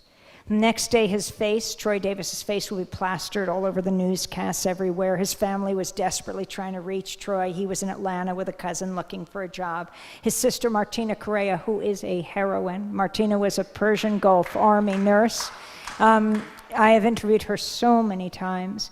She came back from the Persian Gulf War. She was diagnosed with breast cancer, and then she didn't just try to save her own life, but her face adorned the mammogram vans and throughout Savannah to try to get black women and poor women to get mammograms. She was honored as a leading light in Washington with Nancy Pelosi, a remarkable woman, but now she would try to save her brother's life. She called Troy, said, "You have to get back here to Savannah." She picked him up in Atlanta. They came back, and 18-year-old Troy turns himself in to the Chatham County Sheriff's Office, thinking it was a case of mistaken identity, and he'd just clear up the confusion. He was charged with first-degree murder. He was held in jail for 2 years. He'd be tried in 1991. A jury deliberated for 2 hours and returned a guilty verdict. On August 30th, 1991, Troy Davis, age 20, was sentenced to die. Davis would spend the next 20 years on death row. During that time, 7 of the 9 non-police witnesses recanted or changed their testimony, many saying that police intimidated them, and that's why they gave their original false statements.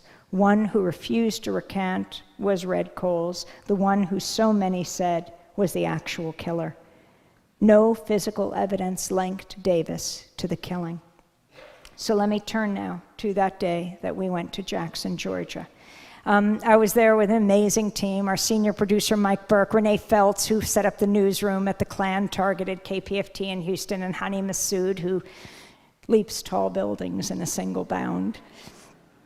And we were there. We didn't know what would happen that day. There were 3 other death warrants against Troy. Each one of them had been vacated. Who knew if the same thing wouldn't happen with this 4th death warrant?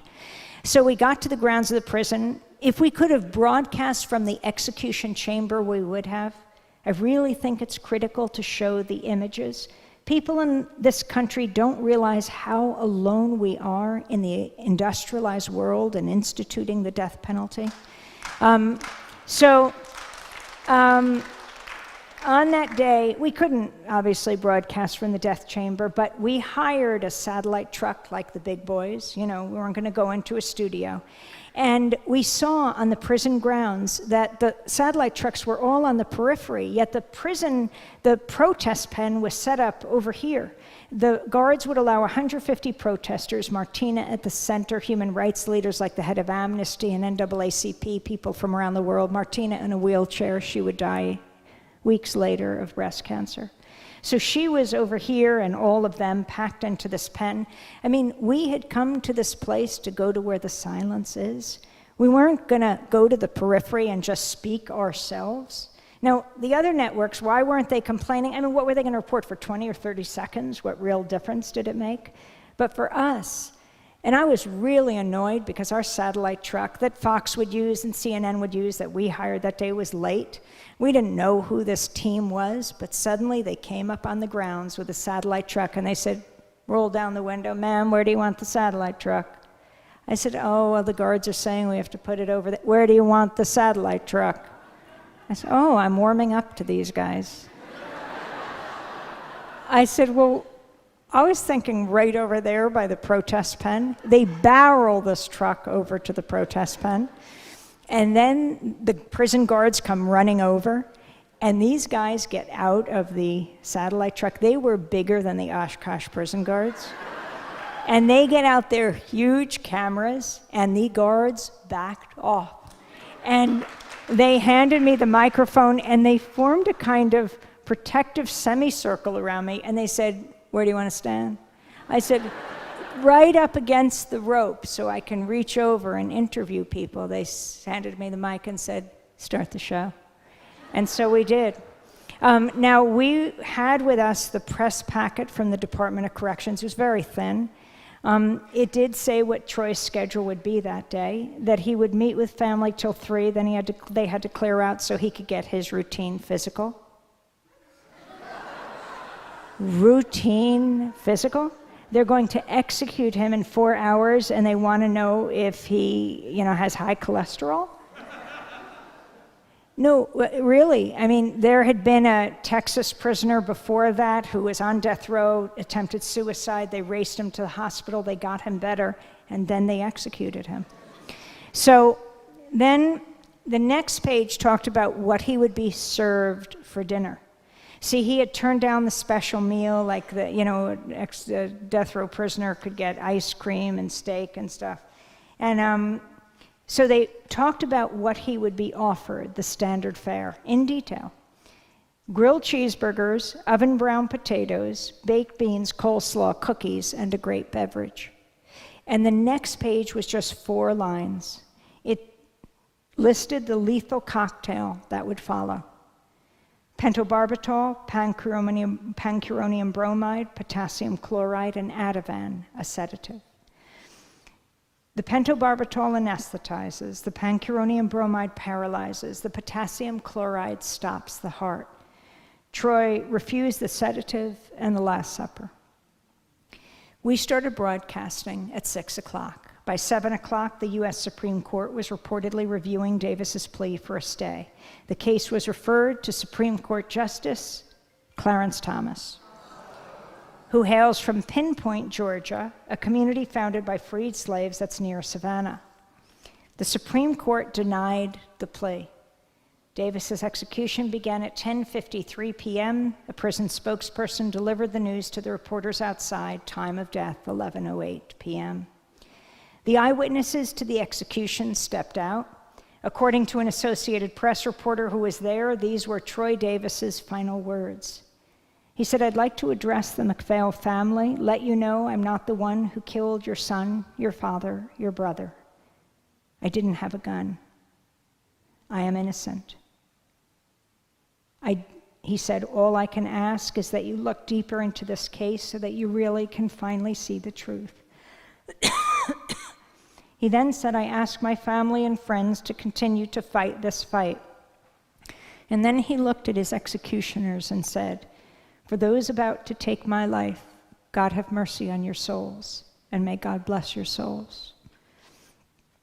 The state of Georgia took Davis's body to Atlanta for an autopsy, charging his family for the transportation. On Troy Davis's death certificate, the cause of death is listed simply as homicide. As we stood on the grounds of the prison, just after Troy Davis was executed, the Georgia Department of Corrections threatened to pull the plug on our broadcast. The show was over. I was reminded of what Mahatma Gandhi reportedly answered when asked what he thought of Western civilization. He said, I think it would be a good idea.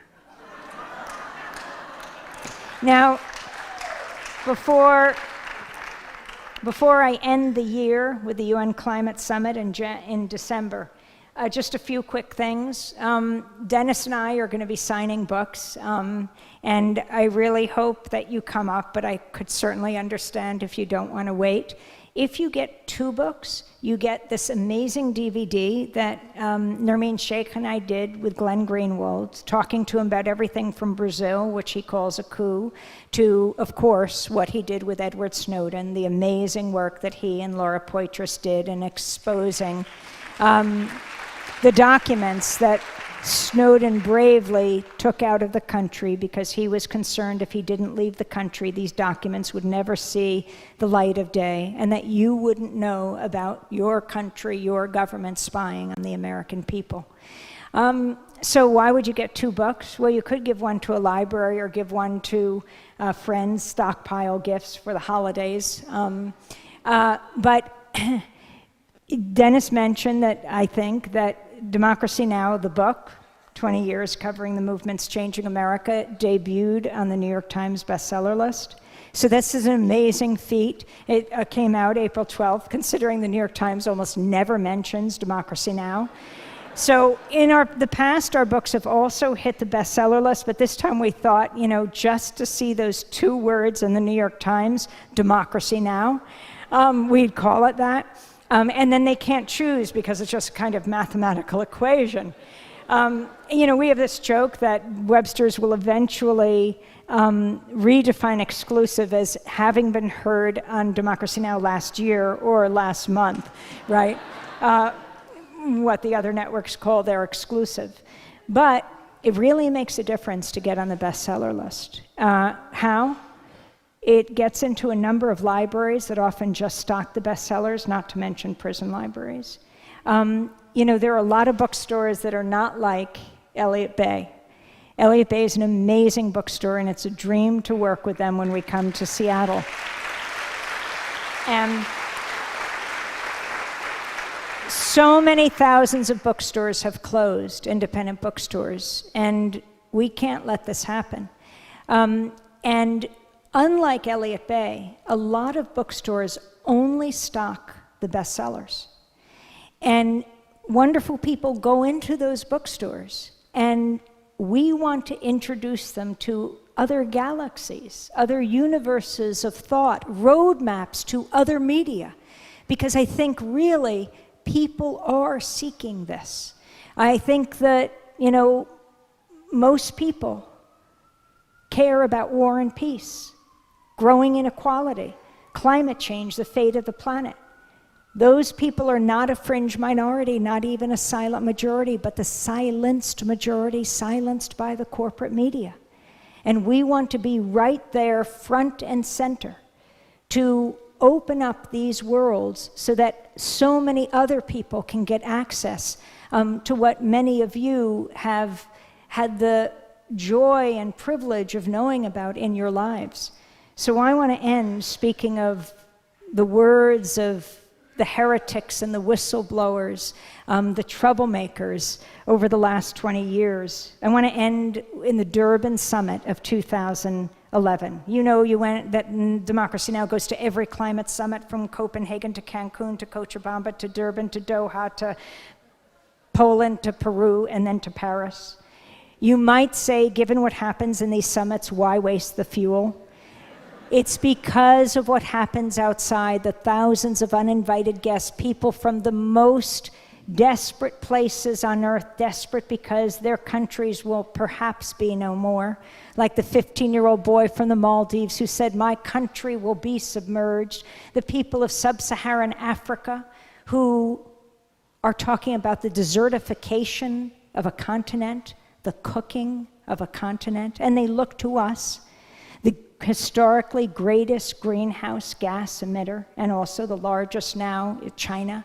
They look to us and they demand change.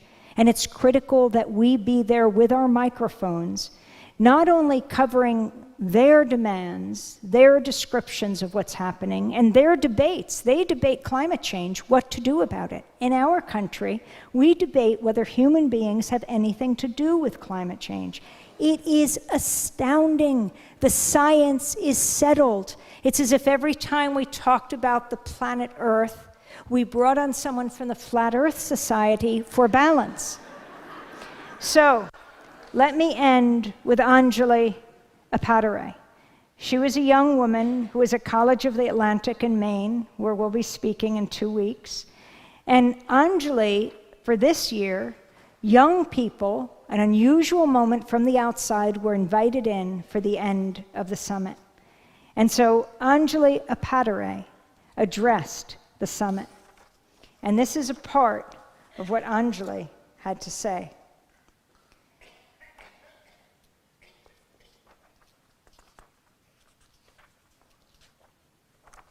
She said, I speak for more than half the world's population. We are the silent majority. You've given us a seat in this hall, but our interests are not on the table. What does it take to get a stake in this game? Lobbyists, corporate influence, money? You've been negotiating all of my life. You failed to meet pledges, you've missed targets, you've broken promises, but you've heard this all before. We're in Africa, home to communities on the front line of climate change. The science tells us we have 5 years max. You say, give us 10. The starkest betrayal of your generation's responsibility to ours is you call this ambition. Where is the courage in these rooms? Now is not the time for incremental action. In the long run, these will be seen as the defining moments of an era in which narrow self-interest prevailed over science, reason, and common compassion. She said there is real ambition in this room, but it's been dismissed as radical, deemed not politically possible. Stand with Africa. Long-term thinking is not radical. What's radical is to completely alter the planet's climate, to betray the future of my generation, to condemn millions to death by climate change. What's radical is to write off the fact that change is within our reach. 2011 was the year in which the silent majority found their voice, the year when the bottom shook the top. 2011 was the year when the radical became reality. And then she quoted Nelson Mandela, who said, it always seems impossible until it's done. And she looked out on the crowd of 1,000 people, the delegates, the government leaders, the bureaucrats, the scientists, and said, so distinguished delegates in governments around the world, governments of the developed world, deep cuts now, get it done. She dared to go to where the silence was. And I'll end where I began, back in World War II, with the White Rose Collective, a brother and sister named Hans and Sophie Scholl in Germany, Nazi Germany. Together with their professor, they said, what can we do in the face of the Nazi atrocity? They weren't Jewish, they were German Christians. And they decided to form the White Rose Collective with students, professors, and workers. And they'd get information out so the Germans would never be able to say they didn't know. And they made this series of 6 pamphlets, and on one of them were written the words, we will not be silent. They distributed these pamphlets everywhere under cover of night, in alleyways, marketplaces, schoolyards. And then Hans and Sophie and their professor were caught. They were charged, they were tried, they were convicted, and they were beheaded. But that philosophy, that motto, should be the Hippocratic Oath of the media today, should be the Hippocratic Oath of us all today. We will not be silent. Democracy now.